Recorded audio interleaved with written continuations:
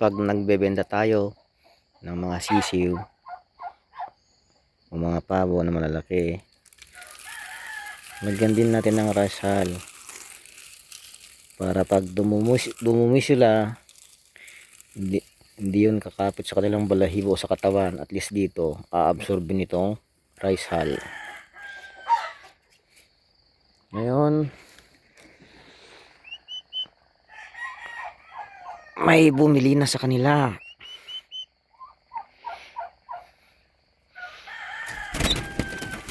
Oops. Oh, maliliksi, hindi sakitin.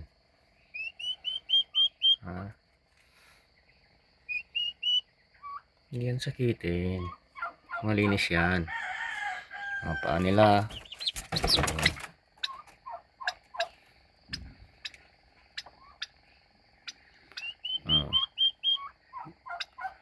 bilisan yung lumaki para bibilin na naman yung buyer sa akin. Salamat.